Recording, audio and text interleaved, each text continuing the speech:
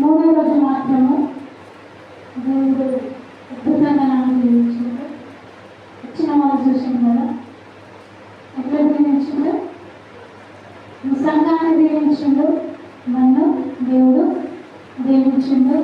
ఆ దీవెనలు నాతో ఉంచినాడు. అందుకనే నేను ఆయన పరిచర్యకు వెళ్తున్నాను.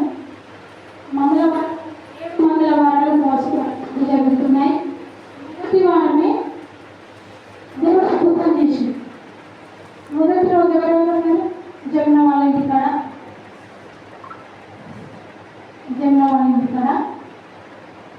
ఒక రెండు విషయాల కోసమే ప్రార్థన చేసినాం అన్నమాట కదా. రెండు విషయాలే ప్రార్థన చేద్దామని చెప్పినప్పుడు ఒకటి అచ్చమ్మ వాళ్ళ కుటుంబం కోసము, రెండోది జమున వాళ్ళ కుటుంబం కోసం చేసినాము.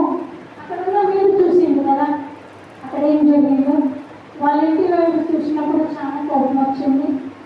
దేవుడు కూడా వారిని గర్తించింది మాట్లాడేటప్పుడు. కానీ జమునను కూడా గర్తించినట్టు అనుకుంటాను నేను. కానీ నగేష్ లేడు ఆ రోజు.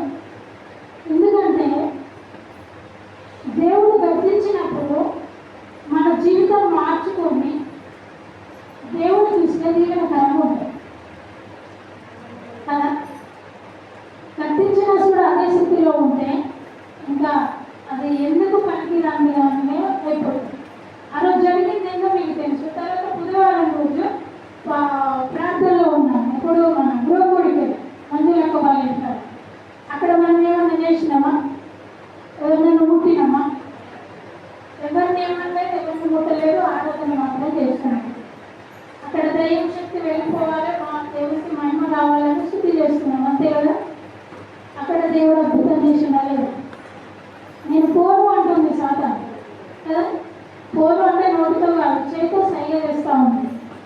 రెండోదిగా ఏం చేస్తుంది, నా రెండు కాళ్ళు కట్టుకుంది కదా, ఎందుకు నన్ను వెళ్ళగొట్టాలి.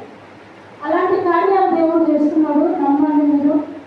దేవుడు దీవిస్తాడు కనుక మీ జీవితాన్ని దేవుడికే సమర్పించుకోండి. అట్లా నమ్మినట్టుండకండి. 3 రోజులు ప్రార్థన చేస్తున్నా నాతో పాటు ఇంకొక అతను దేవుడు దీవించింది.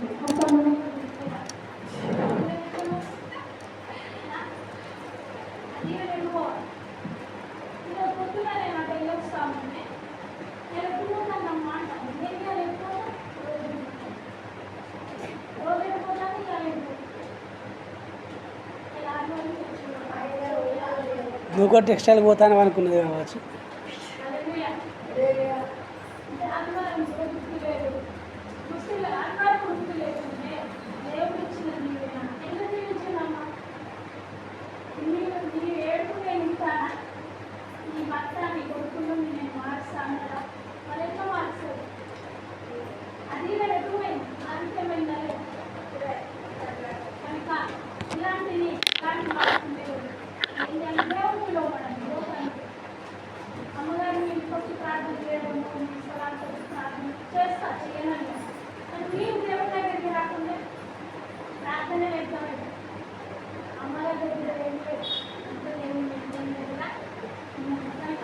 ఈ నెలలో ఉపవాస ప్రార్థన